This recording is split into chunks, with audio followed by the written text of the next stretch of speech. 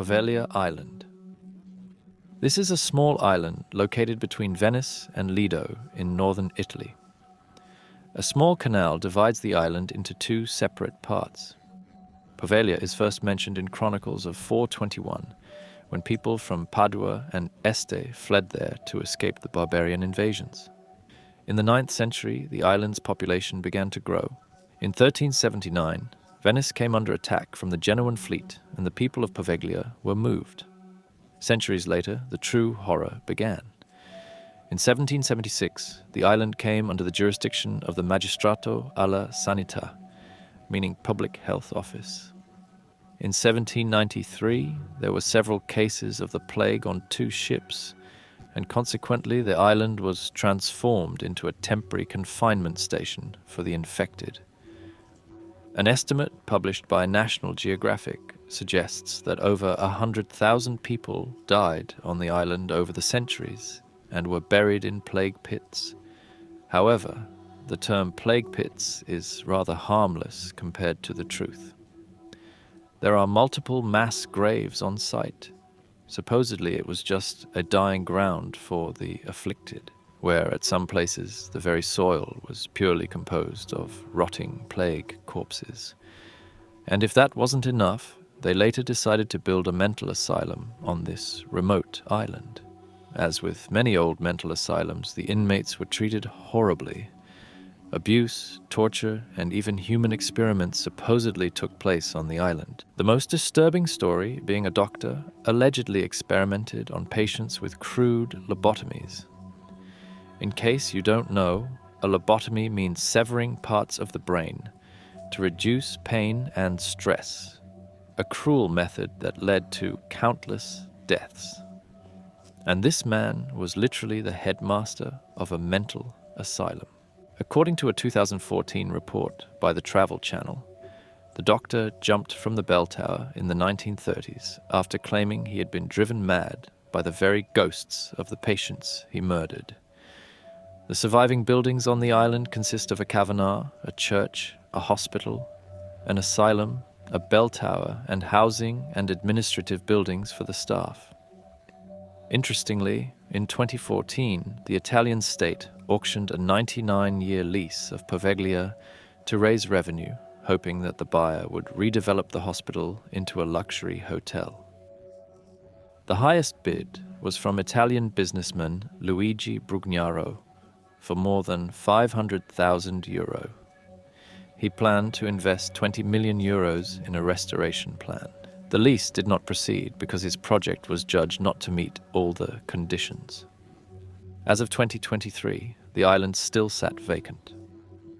If you want to see the island today, in 2023, the island was explored by an Irish YouTuber named Dara Tar.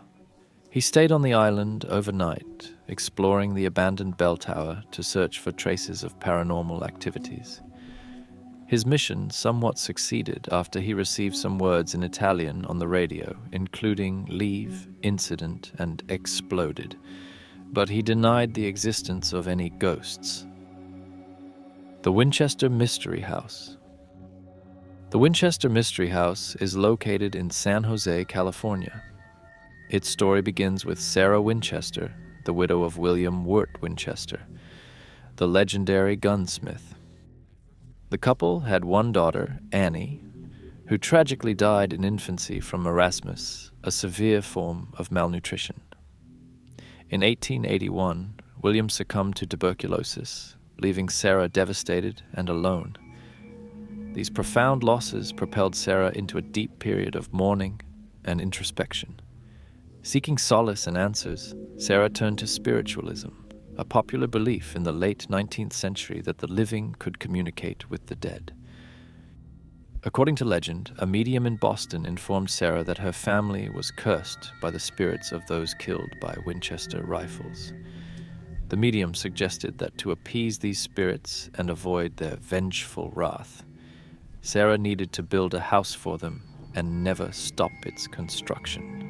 In 1884, Sarah purchased an unfinished farmhouse in San Jose and began an extraordinary building project that continued non-stop until her death in 1922.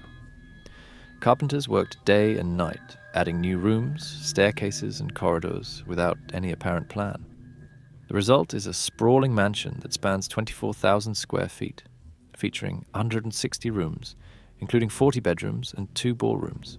It also has 47 fireplaces, over 10,000 panes of glass, 17 chimneys, 2 basements, and 3 elevators. The continuous construction is estimated to have cost around $5.5 million at the time, equivalent to approximately $75 million today. One of the most bizarre aspects of the house is its architecture. There are doors that open into walls, windows that overlook other rooms, and staircases that lead to nowhere. For example, one door opens to a sheer drop outside, while a staircase with 44 steps ends abruptly at a ceiling. These oddities are thought to have been designed to confuse the spirits or to satisfy Sarah's eccentric vision. Another peculiar feature is the use of the number 13, which appears frequently throughout the house. There are 13 bathrooms, many windows have 13 panes, and some walls have 13 panels. This fixation on the number 13 further adds to the house's mystique. The house also includes a séance room where Sarah supposedly communicated with the spirits to receive building instructions. The séance room has only one entrance but 3 exits, adding to the house's mysterious nature. Over the 38 years of construction, many workers were employed, often puzzled by Sarah's ever-changing plans. Despite the confusion, her wealth ensured that work continued uninterrupted, just as the medium had told her. Sarah Winchester passed away in her sleep on September 5th, 1922. With her death, the construction finally ceased. The mansion, which had been a private residence, became a historic landmark and a popular tourist attraction, drawing visitors from around the world who are eager to explore its mysteries and legends. After her death, the contents of the house were auctioned off, and the mansion itself was eventually opened to the public. The Winchester Mystery House is not only an architectural curiosity, but also a symbol of one woman's attempt to find peace amid tragedy. Whether driven by guilt, grief, or eccentricity, Sarah Winchester's legacy continues to intrigue and mystify visitors and historians alike. The mansion stands as a testament to her unique vision and the era's fascination with spiritualism and the supernatural. Pripyat. Pripyat is the ghost town near the Chernobyl nuclear power plant, abandoned after the catastrophic nuclear disaster in 1986. Nuclear power stations were presented as achievements of Soviet engineering, harnessing nuclear power for peaceful projects. The slogan, "Peaceful Atom," was popular during those times. The original plan had been to build the plant only 16 miles from Kyiv, but the Ukrainian Academy of Sciences expressed concern that it would be too close to the city. As a result, the power station and the new town of Pripyat were built at their current locations. Pripyat was officially proclaimed a city in 1979 and had grown to a population of 49,000 by the time it was evacuated on the afternoon of 27 April 1986. Following the reactor explosion, which killed 2 engineers and severely burned 2 more, an emergency operation to put out the fires and stabilize the surviving reactor began. 237 workers were hospitalized, of whom 134 exhibited symptoms of acute radiation syndrome. Among those hospitalized, 28 died within the following 3 months. Following the disaster, Pripyat was abandoned and eventually replaced by the new purpose-built city of Slavutich. But this is what makes Pripyat so scary and eerie. The city has been left frozen in time. There are still homes with dinner tables readied, playgrounds with various toys, bags, and clothes just left at the spot, and entire schools that haven't been a place of education for about 40 years. After all this time, nature has taken over this place, and over time, it will bury any sign of human life. On top of that, the sense of desolation and the invisible threat of radiation make Pripyat a profoundly unsettling place. A concern is whether it is safe to visit Pripyat and its surroundings. But the zone of alienation is considered relatively safe to visit, and several Ukrainian companies offer guided tours around the area. One notable landmark, often featured in photographs in the city and visible from aerial imaging websites, is the long-abandoned Ferris wheel located in the Pripyat amusement park. It had been scheduled to have its official opening 5 days after the disaster, in time for May Day celebrations. A landmark showing the loss of joy that befell this place. Island of Dolls. This might be the most famous location on this list, but many people only know it from some scary photos, without knowing about its disturbing and kinda wholesome origin story. The story of the island begins with a man named Don Julian Santana Barrera. In the 1950s, Don Julian left his family and moved to this secluded island on Texuelo Lake. The reasons for his departure remain unclear, but it is said that he wanted to live a life of solitude, tending to the island's gardens. According to legend, shortly after his arrival, Don Julian discovered the body of a young girl who had drowned in one of the island's canals. He was deeply shaken by this tragic event. Not long after, he found a doll floating in the canal, which he believed belonged to the deceased girl. As a gesture of respect and to appease her spirit, he hung the doll on a tree. This single act marked the beginning of a strange and haunting collection. Over the next 50 years, Don Julian dedicated himself to collecting and displaying dolls of all shapes and sizes across the island. He believed that by doing so, he was protecting the island from evil spirits and keeping the girl's spirit at peace. The dolls, often in various states of decay, create an unsettling atmosphere. Some are missing limbs, others have blank, staring eyes, and many are covered in dirt and cobwebs. Don Julian's collection grew steadily, sourced from the trash, canals, and sometimes bartered for produce. He meticulously hung them on trees, fences, and buildings, transforming the island into a macabre shrine. Visitors who have ventured to the island report a pervasive sense of unease. The dolls, swaying in the breeze, seem to come to life, watching with their lifeless eyes. Some claim to have heard the dolls whispering to each other, or felt their eyes following them as they walked through the island. Don Julian's dedication to the dolls was absolute. Despite ridicule from locals and the growing infamy of the island, he remained committed to his mission. He often spoke of the girl's spirit and how she communicated with him, expressing her desire for more dolls.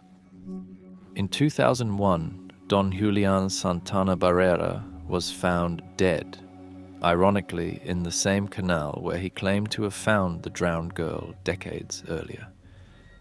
His death further fueled the legend, with many believing that the girl's spirit finally claimed him, or that she led him to the afterlife as a form of gratitude. Since his death, the island has become a popular tourist attraction, drawing curious visitors from around the world. Today, the Island of the Dolls is maintained by Don Julian's family. They have embraced its eerie legacy, guiding tours and sharing the story of Don Julian's life and his peculiar obsession. The island is accessible by boat, and tours typically include a narration of its history and legends. While some view the island as a macabre curiosity, others see it as a poignant tribute to a man's enduring belief in the supernatural and his attempt to atone for a tragedy he could not prevent. The dolls, now numbering in the hundreds, continue to hang from the trees and buildings, silently witnessing the passage of time. Despite the eerie atmosphere, many visitors leave the island with a deep sense of respect for Don Julian.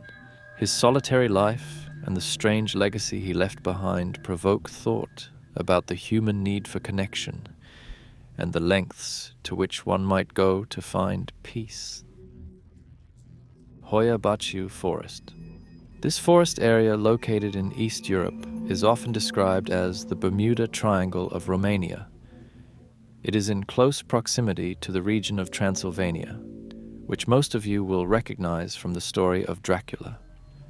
However, the region is very real, and the Hoabbachu Forest is just as mysterious.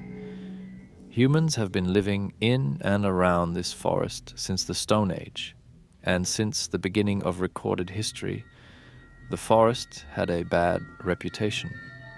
The name Hoabbachu can be traced back to a local legend. Once upon a time, a shepherd named Bachu entered the forest with 200 of his sheep.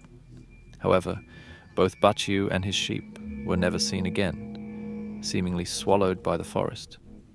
To this day, the forest bears the shepherd's name as a reminder of its dark nature.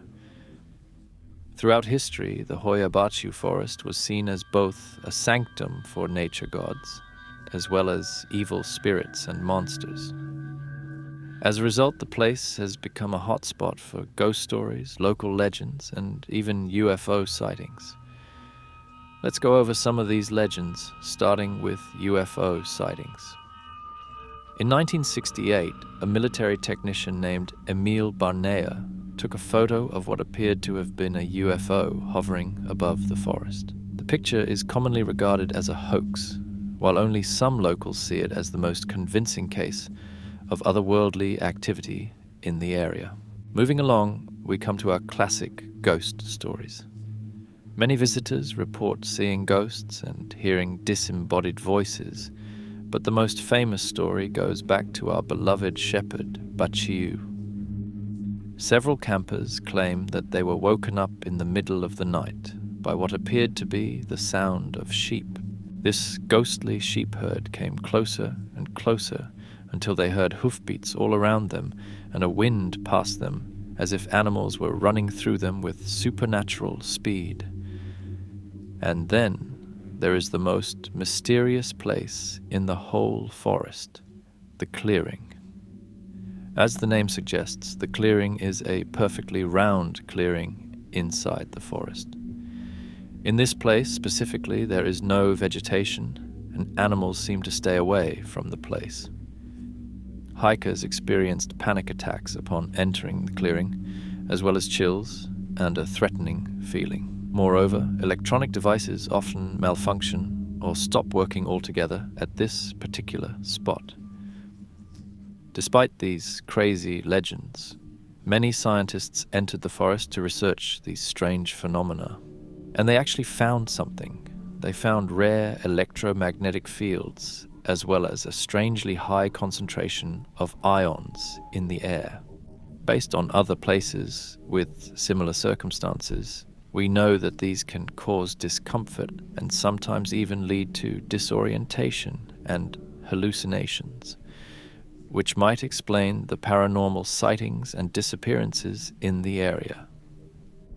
Then again, the paranormal activity around Hoabbachu might just be the imagination of people obsessed with the local legends.